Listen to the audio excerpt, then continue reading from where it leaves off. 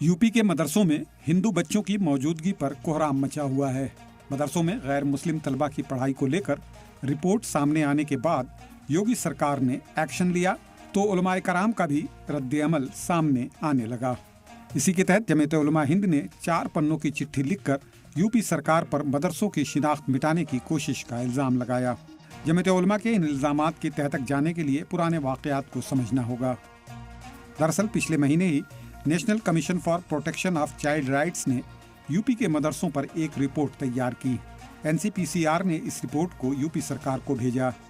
इसी रिपोर्ट की बुनियाद पर यूपी सरकार ने 26 जून को हिदायत जारी की।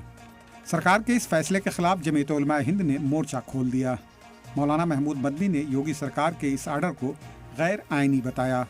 उन्होंने यूपी सरकार से इस आर्डर को वापस लेने की अपील की और योगी को लिखी चिट्ठी में कहा कि इस्लामी मदरसों को आइन से हिफाजत हासिल है, इसकी शिनाख्त मिटाने की कोशिश न करें। ये मुल्क को धर्म के नाम पर तकसीम करने वाला अमल है। पूरे मुल्क को छोड़कर NCPCR ने यूपी सरकार को ही हिदायत क्यों जारी की?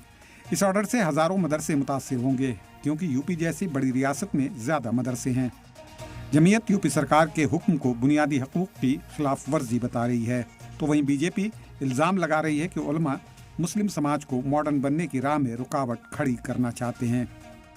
ये चाहते हैं कि मुस्लिम समुदाय गरीबी में गुर्बत में रहे और उनको लगातार गुमराह करने की कोशिश ये करते हैं और इस तरह की चिट्ठी लिखकर सिर्फ ध्यान आकर्षण करने की कोशिश ऐसे मौलाना कर रहे हैं। सियासी इल्जामात और जवाबी इल्जामात के अलग सच ये भी है कि मदरसों में अब मेयारी तालीम दी जाने लगी है।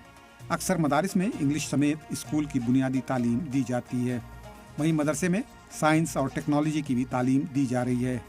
ये अलग बात है कि दीनी उलूम पर ज़्यादा जोर दिया जाता है, क्योंकि मदरसे का मकसद ही दीनी उलूम हासिल करना है।